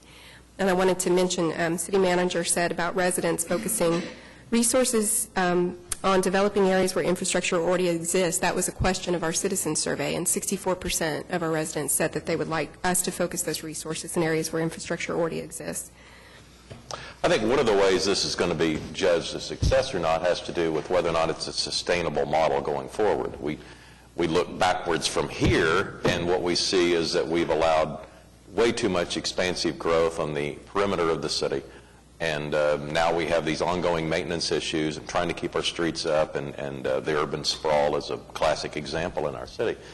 And I think what we can safely say is that this plan is more sustainable, but time will only tell whether or not it is sustainable. I know we have some impact fee information coming in the next few months that has to do with that, but it's all part of a very complicated formula going forward. But we've got to get on a sustainable or minimally a more sustainable model going forward. And I appreciate all the work and the feedback that you took, because I know there was a lot of council opinions into this, as well as the citizen prospect. Mayor, I want to take the opportunity to thank both Aubrey and Jeff and Ian are here this morning, but the whole planning department staff put in a lot of time and effort over years on this process. But also the council steering committee that four of the council sat on, the planning commissioners that were involved in this, the numbers of the people from the development community, all kinds of different community groups, neighborhood associations that participated in this. This has really been a pretty inclusive process, in my opinion, over the last several years on it. So thank you for those efforts. I would love to just roll through a couple of slides, because there have been so many different people and pieces in place. The first one that I want to highlight is all the grants and donations that came in to help shape this plan. HUD, City County Health Department, Department of Commerce, and Oklahoma City Community Foundation all contributed resources. Many consultant projects were funded through that. And then City Manager did mention the Planning Commission and Council, and specifically Councilman Shadid, Councilman White, Greenwell, and Pat Ryan participated on the Citizen Advisory Team from Council. And then those stakeholder groups that City Manager mentioned, and Citizen Advisory Team that was composed of different residents and developers and people from the school board. And then again, the city staff that have been involved since day one. I might just mention specifically Ken Bryan, who's been here since the beginning. I think his tenure is probably the longest served of any staff, but we've gotten a lot of new staff members that have come along board over time that have contributed amazing things to this plan. And some of our former city staff had their mark on the plan. Our former planning director, Russell Klaus, and Susan Miller also were very involved in developing this plan. But I think one of the things I wanted to highlight about it was the participating city departments. We really had an unprecedented experience of involvement and collaboration within our city and within the city departments, where everybody came to multiple meetings, sat down at the table, provided data and research and analyses, as Dr. Shadid had asked about. With the technology that we have and use inside city government, it's a different day in doing planning now. We did not have these tools and resources when we've done plans of the past. So this was a really inclusive effort, and we really learned a lot, I think, between city departments, how we can help, how everybody can come together to help guide more efficient and sustainable growth across the city. Mayor, one of the things I appreciate about it is that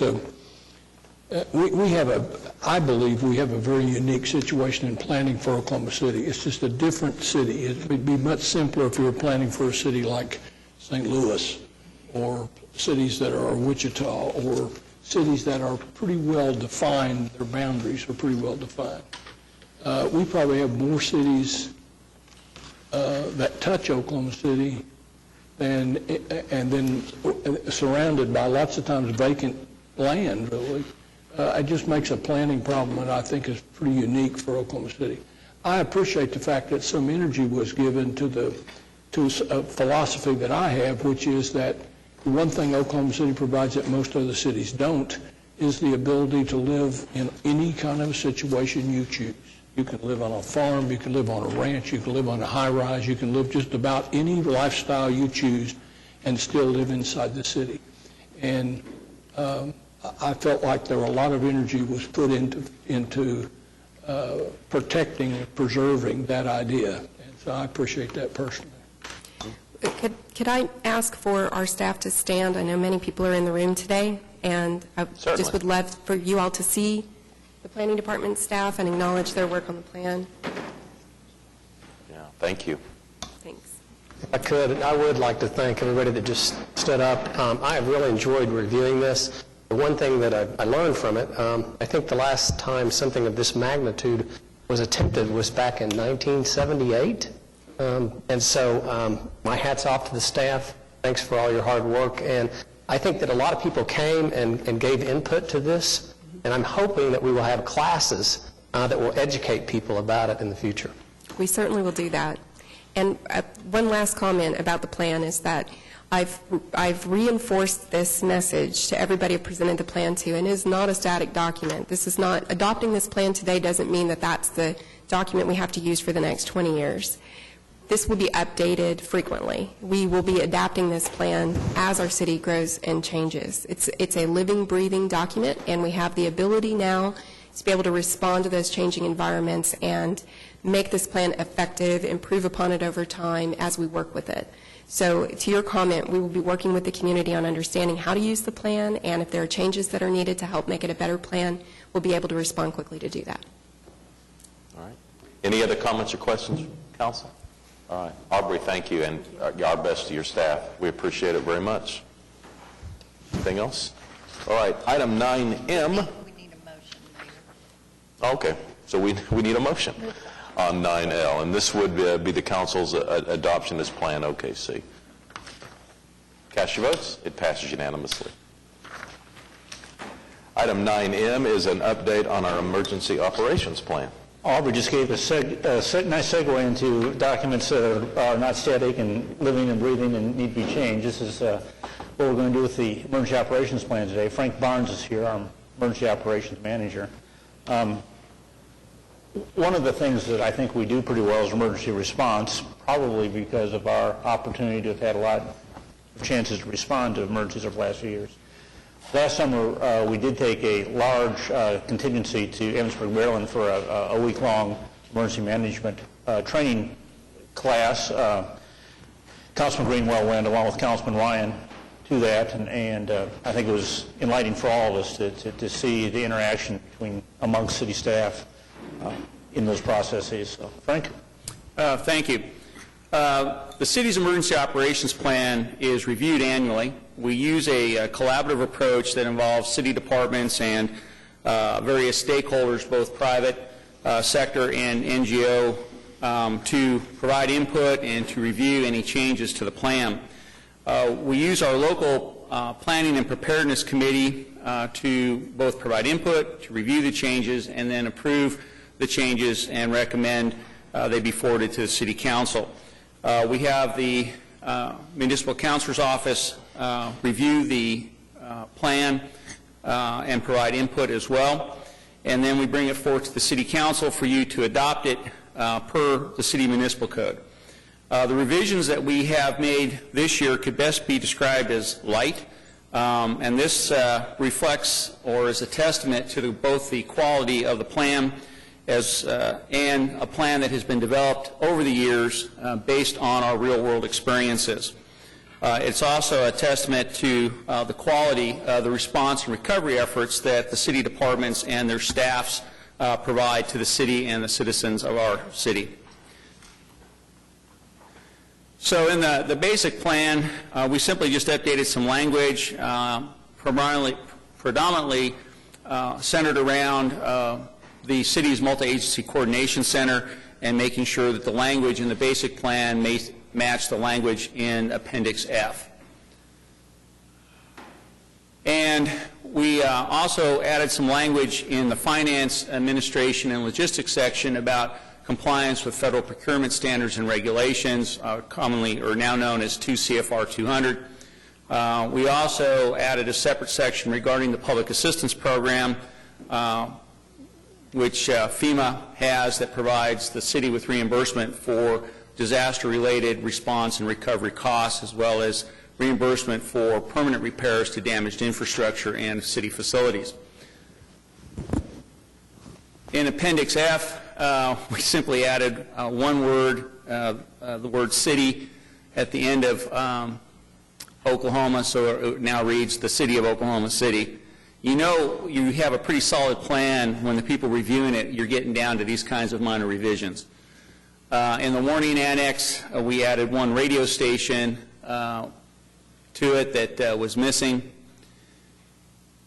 In the Public Works and Utilities Emergency Support Function number 3, we updated the resource appendix with the equipment that is used by solid waste management. We had one wording addition under our emergency support function number 8, which is public health and medical services. Under energy, we had one wording change. One of the companies changed its name from Seminole to Continuum Energy. This is one of the pipeline companies that provides natural gas. Probably the most significant change was in what we call emergency support function number 14, which is long-term recovery and reconstruction. And the changes reflect the current doctrine that FEMA has, and they have a doctrine where we should, as a city, have a pre-disaster recovery plan, and then after the disaster, you create a post-disaster recovery plan. So ESF 14 has now been redesignated as the city's pre-disaster recovery plan. It also reflects organizational changes that took place July 1st. We added a more comprehensive list of federal disaster assistance that's available. We updated the damage assessment and disaster assessment section so it matches the basic plan, and we also revised the responsibility section with regards to the planning department, the Office of Sustainability, and urban renewal. And then lastly, ESF 15, which is external affairs. There were just some minor updates with terminology, and we added information technology as one of the supporting departments. And so those were the revisions that we made this year. Any questions? Told you they were pretty light.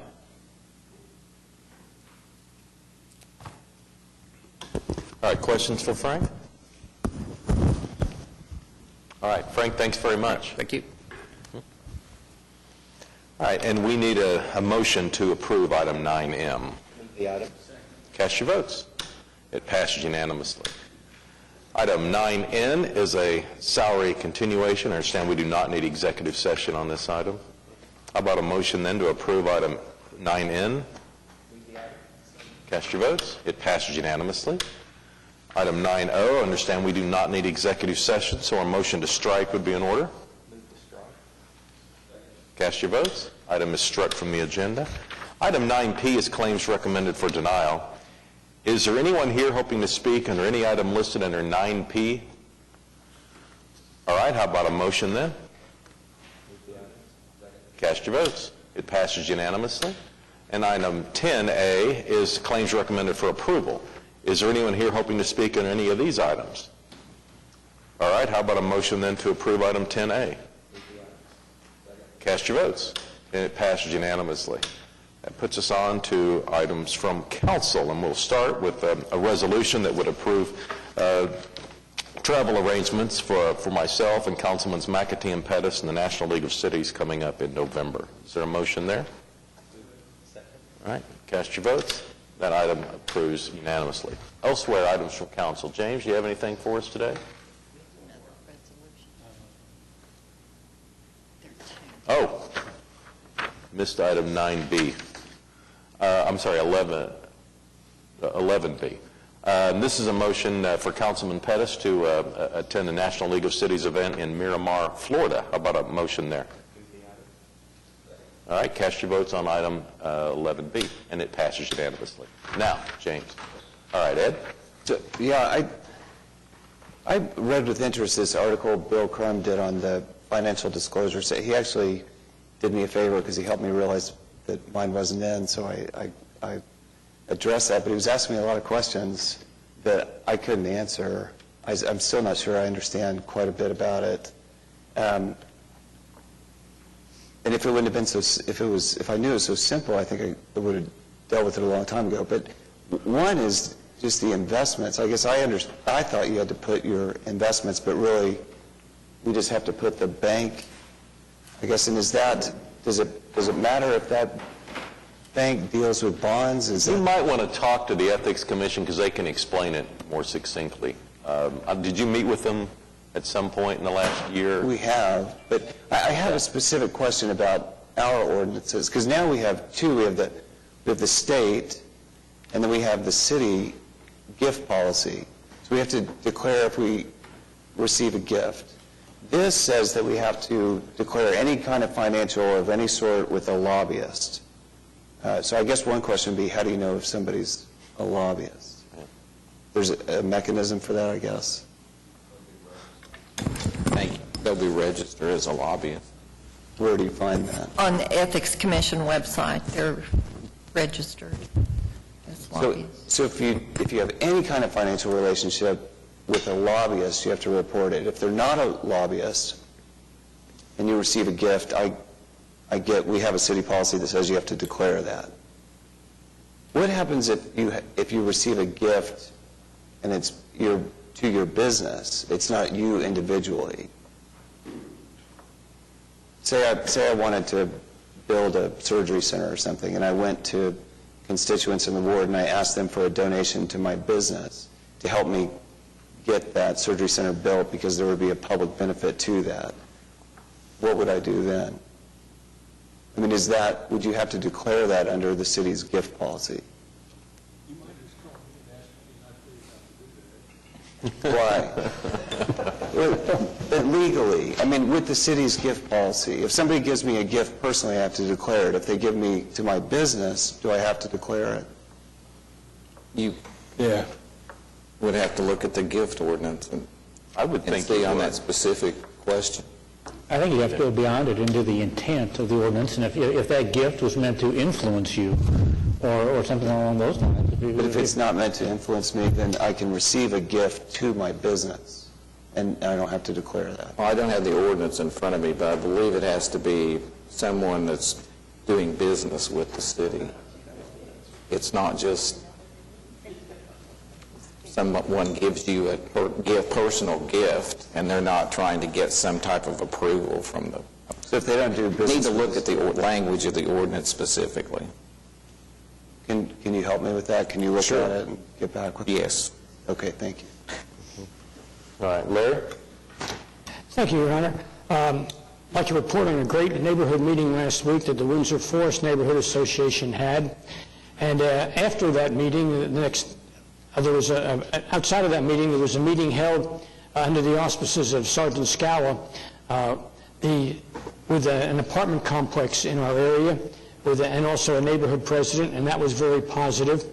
And I'd like to announce to the folks that may not have heard this news that the Attorney General's grant for the area from basically Council Road to Meridian and from Reno up to northwest about 20th Street for additional police and support in that area has been reestablished for another year, and the progress is being made. Thank you, Your Honor. Pete? I would, actually, discretion being the better part of valor, I'm not going to comment on the gifts from lobbyists thing, because it might cause my wife not to buy me a birthday present this year. All right. David? Just quickly, congratulations to our Parks Department for their continued efforts. I get to utilize these parks all the time, and they're really a great asset to the city. And I don't know when it began, but the concept of making these splash pads versus a traditional swimming pool, I think, has been very helpful. And I'm sharing this just based upon my grandchildren's experience. They really enjoy that, and I see a lot of children doing that. And last week we even went to Early Wine Swimming Pool, which is not your traditional type of swimming pool, in that most of it, the entire pool, is very shallow. And again, for children, it cools them off, lets them play, and I just think we've got a very great system of parks here in Oklahoma City. Thank you. Thanks, David. Meg? All right. John? Mark? Yeah, just briefly, I want to thank Officer Travis Veneer and Officer Amy Hansen. If you haven't seen the article, you can see it on News OK or Google News. There were two officers that came upon a 75-year-old lady.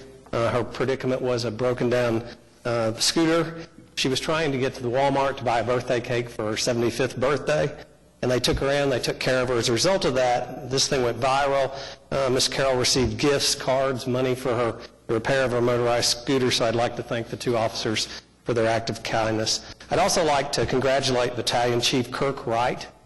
He represented Oklahoma City in the World Police and Fire Games, and there were participants from all over the world, Malaysia, Russia, China, the Netherlands, and he won the senior division at age 52, the golf tournament in the World Police and Fire Games by 8 strokes, and as a result of that is invited to represent Oklahoma City again in the 2017 games in Montreal. So I'd like to congratulate Chief Wright. Fabulous. All right, city manager reports. Thank you. This morning we have Chris Tatham here this morning. Chris has been with us. Chris, how many years have you been here? It's getting close to a decade. Okay. He's been here about 10 years, providing, ETC has provided our citizen surveys, and we completed another citizen survey. And Chris is here this morning to present the results. Great. Mayor, member of the council, it's a pleasure to be back. For those of you who aren't familiar with our firm, we're based in Kansas City, but we do work for communities across the country. I've now actually managed more than 2,000 surveys over the last 20 years. And our company does work with nearly 900 communities. We just recently went through our databases, and we had data for more than 2 million U.S. residents. So I'll kind of give you some comparisons on how Oklahoma City stacks up to kind of national norms for other large communities, and that's the basis for it. So, and there are just a few communities that we have done work in recently here as well. But today I thought I'd walk you through. I know most of you are familiar with the purpose of the survey. In many ways, it's kind of like an annual well health physical. You go to the doctor and find out a lot of things have happened. You had a lot of flooding here and rains. I heard it was your wettest May in history. And typically when something like that happens, it can really test whether or not people really have a lot of confidence in their local government. The good news is they do, and I'll show you why in just a little bit. So I'll walk you through what we did, kind of what our major findings are, and if you have questions while I'm here, be more than happy to answer them. So as far as the purpose of the survey, it's really to give you an objective assessment of what the average resident thinks about how well you're providing services, give you some feedback of what they think about priorities are, and help you travel, really see how you do over time. We did a national survey about 2 years ago of a little over 4,000 U.S. residents, and we asked them whether or not they'd been to a local city council meeting in the last year. And you can probably aren't going to be surprised that a whopping 7% said yes. And if on further, more detailed question, people often overstated that. They went 3 years ago, but it seemed like it was last year. We then asked people, well, why did you go to the meeting? And there were 3 responses that accounted for over 90% of the responses. The first one was they went there to get an award or watch somebody get an award. The second one is they were there to advocate for something that was in their personal interest. And the third was they were to complain or express their dissatisfaction with something the city was doing. So as a result, you typically aren't going to hear from most residents. You're going to hear from people who want to make changes that are going to benefit them personally, or you're going to hear people who don't like what you're doing. The average resident is just going to go about their life, expect good services, and never going to tell you. And so a survey like this really helps you put into perspective what the average citizen thinks about how well the city's doing and whether or not you're moving in the right direction. So with that said, this year's survey was administered to a little over 1,300 residents. So we try to get at least 1,200 each time we do the survey. It's not perfect, but it gives you an accuracy of about plus or minus 2.6% at the 95% level of confidence. That just means if you did the survey 100 times, you probably get the same results with it about 3% or less. So it's a good measure for assessing how you're doing. We allow people to participate by mail and phone. We use cell phones, and it's done in both English and Spanish to make sure we get good representation from the entire community. And if you actually look at the census, the demographics of the people who respond to the survey, it closely mirrors to the most recent census estimates for the city. So we feel you have a very good sample. We also do GIS mapping, where we actually plot the location of the respondents, and you can see where more people live. The more denser areas have more responses, but we get good distribution from the entire city, and that allows us to provide maps that show you how people in different parts of the city actually view the quality of service delivery. So all in all, we think, once again, you have a very good representative sample. So with that, these are our conclusions this year. Despite this survey being done during and immediately after your most intense rain period I've heard since May, people still have great confidence in the city. Your overall satisfaction rating is 19% above the national average, and we've seen things like this place to live, place to raise children, and place to work all improved compared to a year ago. You're doing a good job of equitably providing services. You're one of the largest, if not the largest, I think maybe second largest geographically in the country. Yet despite that, the overall satisfaction levels are fairly uniform regardless of where people live, which is something you can be very proud of. But maintenance is still the top issue. I was here last year of streets. That's going to continue to be something you'll want to take a look at. But what impresses me is even though there's dissatisfaction with streets, it's not compromising people's overall confidence in the direction the city's headed. So I think at the end of the day, you're doing a lot of things right to overcome that issue. As far as the perceptions, the first couple slides just highlight what I mean by having a positive perception.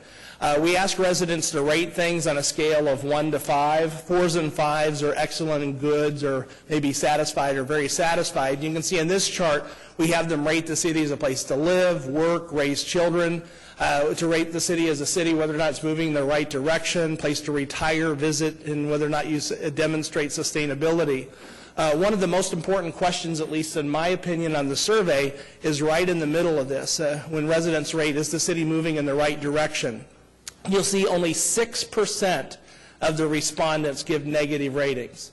On the other side of the house, you look at 80% actually think you are either doing a good or excellent job in that regard. So for every person who complains about the direction you're moving, it's about 14 out there that actually feel good about the direction of the city. And this was done immediately after your heavy rainfall. And that's very unusual to get such large or high numbers like that when you've had a major incident, unless you're responding the way residents feel. The other piece I want to highlight here is the percent that are giving excellent. Almost over 33%, or in this case it's actually almost 4 in 10 give you a 5 on a 5-point scale. That's what we call brand equity, where people feel really good about the direction the city's headed. They could easily give you a 4, but people are giving you a 5 on a 5-point scale. So I don't think that's accidental. I think you all are leading the city in a way most residents feel very good about. So in addition, we ask them to rate things like quality of life, your downtown, how well you're planning. I know you just went through your planning, your comprehensive plan. Only 10% of residents really have any concerns about your planning for growth. On the other side of the house, you'll see 67%, or 2 out of 3 people, give positive ratings for how the city's planning for growth. So almost a 7-to-1 ratio of positives to negatives. In addition, one of the most important indicators as well is the overall satisfaction with the overall quality of city services. Only 5% of residents are dissatisfied compared to 67% are giving positive ratings. So again, for every person who complains and you see the city's doing a terrible job providing services overall, there's actually 13 people out there that feel exactly the opposite. So with that said, congratulations, you continue to do a very, very good job. On the other side of the house, you will see that when it comes to some of the individual services that you do provide, many of them like fire, ambulance, police get very high ratings, but as you work your way down the list, you'll see those related to streets, transportation continue to be rated lower. But from my perspective, it's very interesting that even though you see low ratings there, they're not resulting in a corresponding negativity or a negative attitude toward the city overall, which suggests that even though there is dissatisfaction there, it's not causing people to be unsatisfied with the overall direction the city is going. But you can see traffic flow, public transit, your condition of streets. In your condition of streets, frankly, have lots of opportunity for improvement. 72% were dissatisfied. So that's going to continue to be a high priority as it has been in the past. But all in all, you're doing a great job. As far as how you stack up to other communities, I think one of the things you may forget or not realize as you go throughout the year when you're dealing with project after project and request after request is that in spite of everything, you're doing an amazing job. This chart shows how City of Oklahoma City in blue stacks up to our national average for communities with over 250,000 residents. You'll see the blue arrows pointing up indicate that you rate significantly better than the national average. When we say you're setting the standard, that means you're more than 10% above the national average, and you can see across the board when it comes to the place to work, place to live, raise children, retire.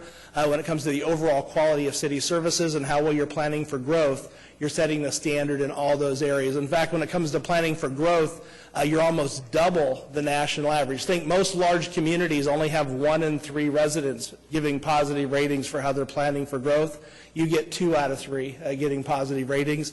And on your overall quality of city services, 2 out of 3 give positive ratings compared to fewer than half in most communities. So again, you're doing very well. When we look at how you stack up as far as some of the major categories of city services, you can see when it comes to customer service and how you communicate, you're doing extremely well there. You'll see your Parks and Recreation ranks a little bit below. It's not that there's a lot of dissatisfaction with your parks, but our indicators are based on positive ratings. You have a lot of people who are giving 3 or okay ratings. So you can do better as far as the percent that are giving you 4s and 5s. But you will see on code enforcement and particularly streets, those are the 2 areas where you have the least comparative advantage. You can see streets is at 11% compared to the national average of 33%, which is one of the reasons why you see such a high priority, I believe, from your residents on that issue.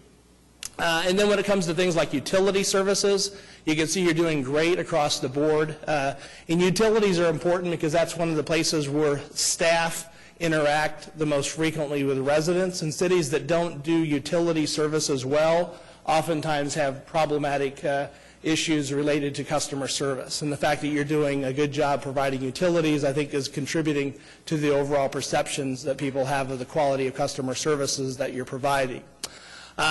In addition, when we looked at some of the maps, when you look at the full report, you'll see dozens and dozens of maps. So for today, I'm not going to go through all of the maps, but I do want to just highlight the overall quality of city services. And remember that I know you all know the geographic scope. When I think about cities that we do surveys for, many are 20 square miles and 15 square miles or 50 square miles, and here you're over 600 square miles, which I think is larger than many countries.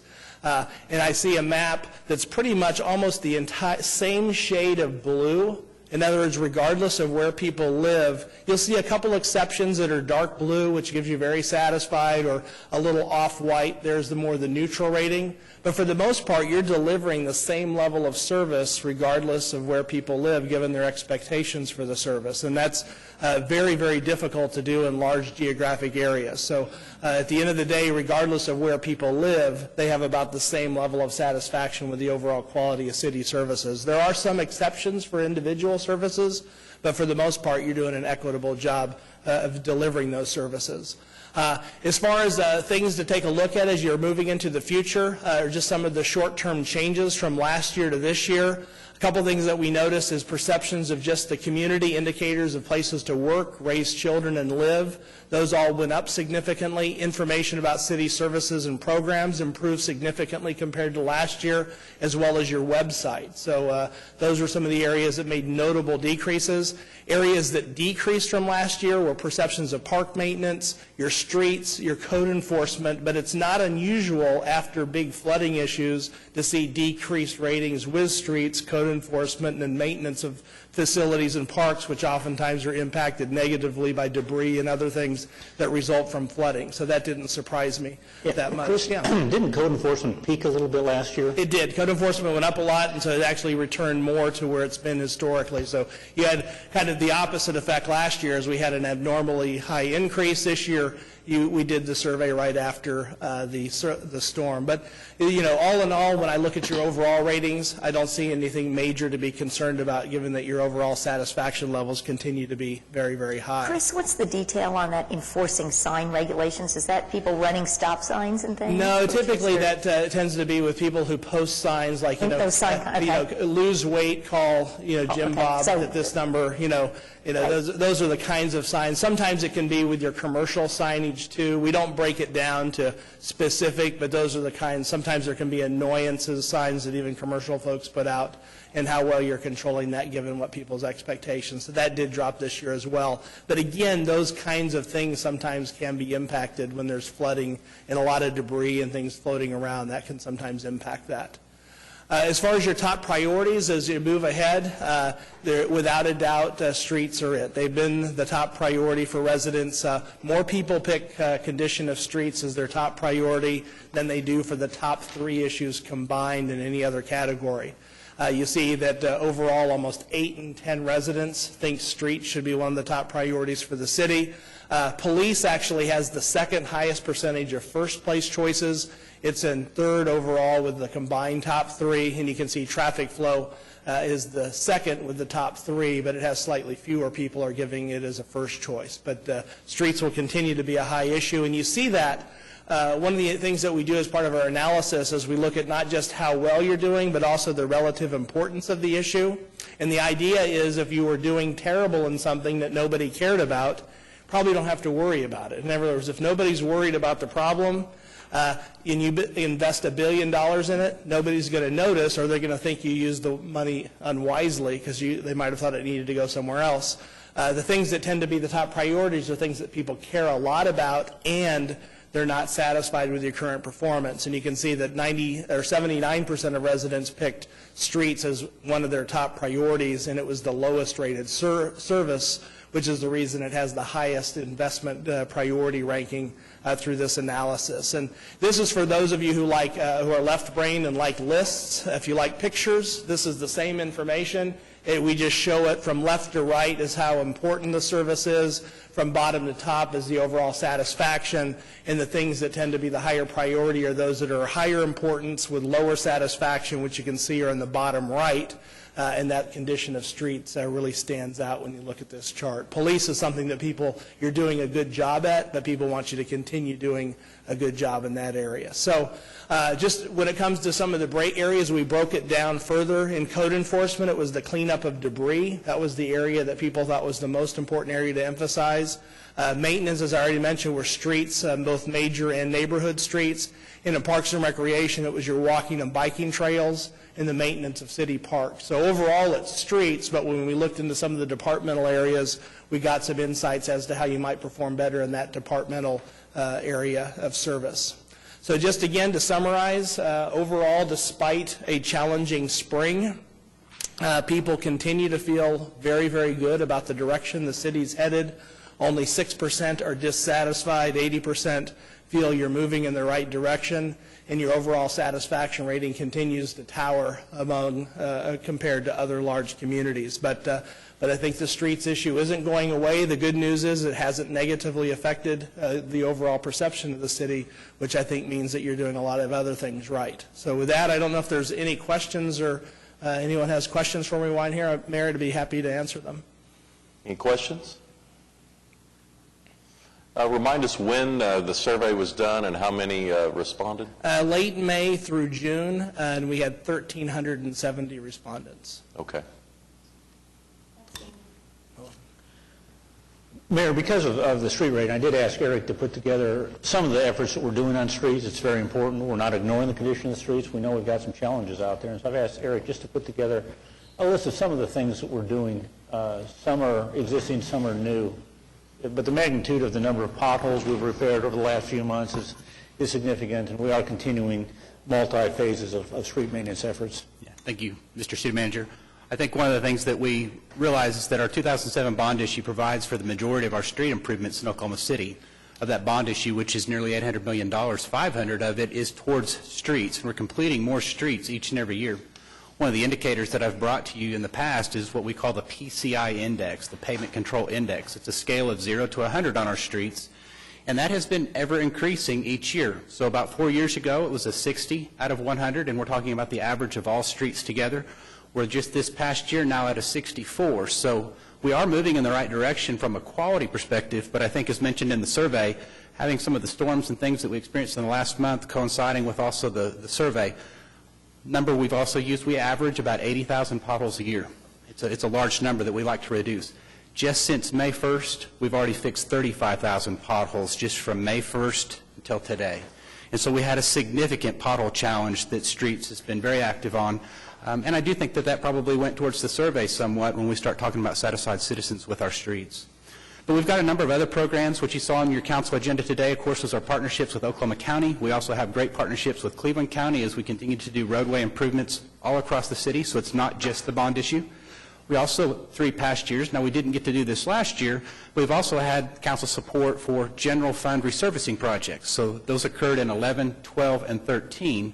We unfortunately didn't have an opportunity to visit that last year in 14, but we are starting to hear some of the council's interest in possibly reconsidering that for 2015, and that's where we had $1 million for each ward to really prioritize against some of those projects, non-bond projects, but be able to get out there and do some additional resurfacing. I think the last point that I'll leave you with, we've had a lot of focus on the bond issue in that it is widenings and streetscapes, and that's been a primary focus over the last couple of years. We have a lot of bond issue dollars that are just strictly for resurfacing, and we're starting to make that trend and that switch over to predominantly resurfacing type projects. So we expect that PCI number, the actual quality of streets, to continue to increase. We're also supplementing that with our microsurfacing and our chip seal programs, and then we're continuing to look at some other technologies as well that help us bring those good streets and maintain them, making sure that we don't lose them in the future. Then we will be bringing back an opportunity for council to consider using some fund balance for some more resurfacing in the next month or so. Okay. Eric, thank you. There's also the hotel tax collections through June 30th. They're just a little bit under target, but they're still pretty strong. They growing? They're growing. And we'd be happy to answer any questions regarding that. Okay. We have a couple of people who have signed up to be heard this morning. I'll ask them to keep their comments to 3 minutes or less. The first is Stephen White.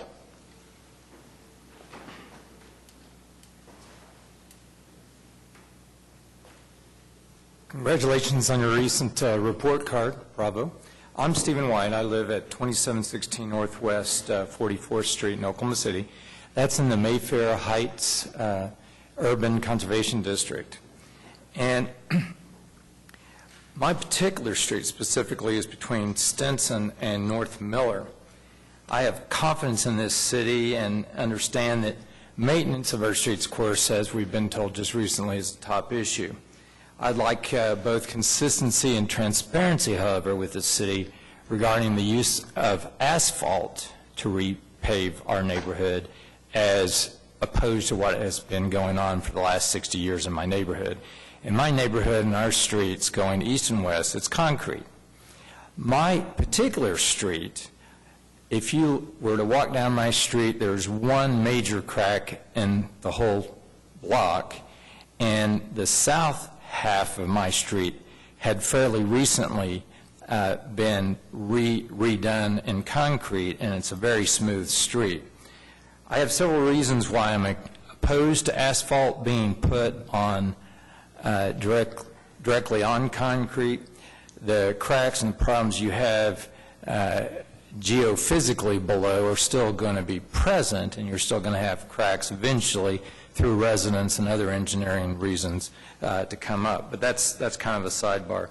The real problem is the disconnect I hear from the manager of this project, Jed Mays, on July 14th, as opposed to comments I heard from Ahmed El-Azani, who spoke with me at length that the city would not just point blank pave over with asphalt. They'd take it case by case. They would look at the street, have a rational approach. But when I talked with Mr. Mays, he said, no, we're just going to asphalt it. We're just going to go asphalt all the streets. And the problem I have also with asphalt is that the fresh asphalt presents a potential carcinogenic problem with the benzene emissions that will happen, and the ozone that's going to be, when we have our heat aversions in August, I hear this project's going to go on in August, that when we have the hot August and the hot early September, that ozone layer will reach significant proportions. And I have 5 children. Most of them put on shoes in the summer, but I have a 5-year-old that does get his little feet in the street, and concrete is a much safer thing for him personally, and that's why I have such a vested interest in the city looking at this urban conservation district, and look at what Mr. Ward did in the 40s for our neighborhood, and it has incredible value in concrete. Nichols Hills has concrete, Belle Isle has concrete, and Mayfair has concrete. And unless Atlas modifies its plan to put asphalt, it will have a severe damage, decrease the value of my neighborhood. It will constitute a takings, and I think that would subject the city to possible cause of action that would be in a class action. That's what I foresee, but I'm not a fortune teller. So those are, that's my complaint, and I'm here to take any questions you may have. All right. Stephen, thanks very much. All right, you bet. All right. Joe Sarge Nelson.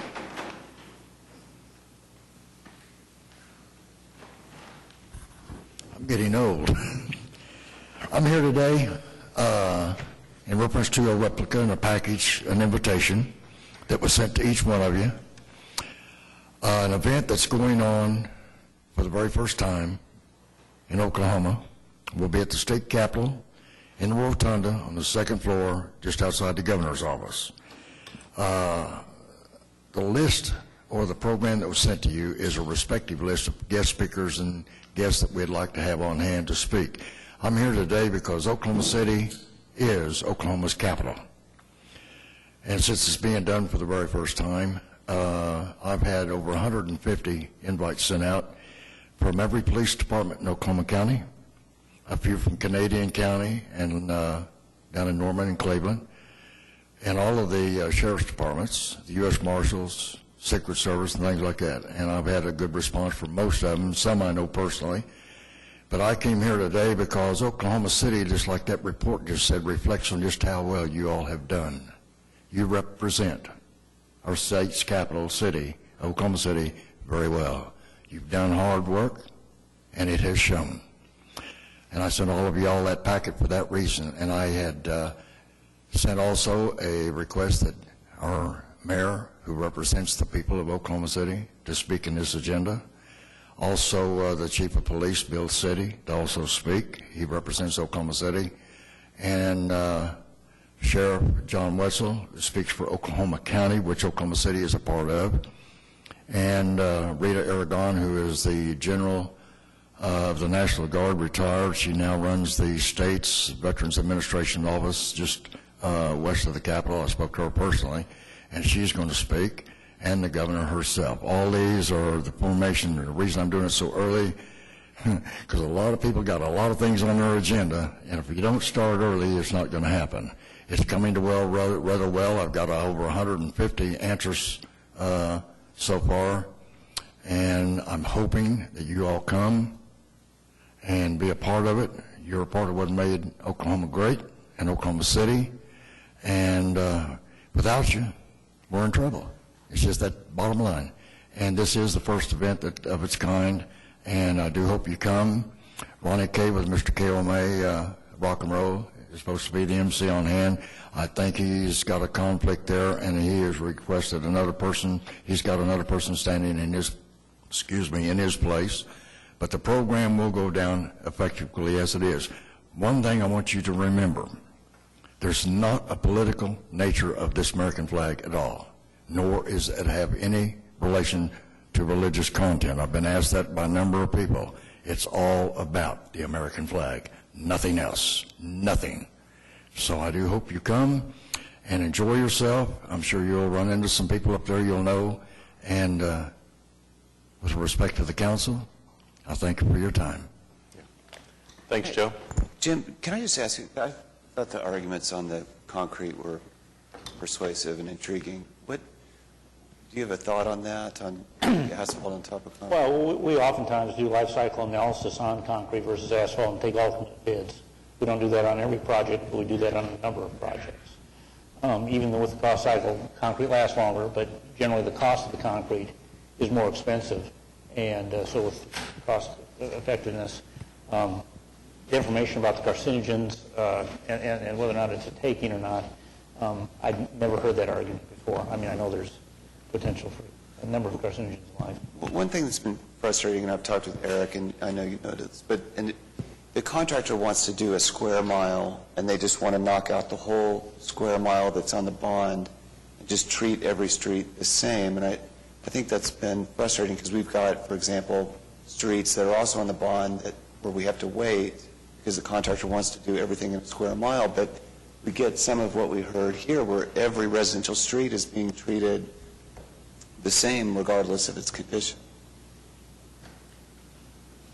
When we're going in, we're hitting because mostly when we go into a neighborhood, they're mostly the same age, and most of them are in generally the same condition. Not always, but we go in. And so we have been going in and hitting out generally those sections at a time. Eric just stuck his head in and went back out. I think somebody grabbed him. So we can talk to you about this further. Okay. All right. Thanks. All right. Anything else from council before we adjourn? All right, we're adjourned. Thank you.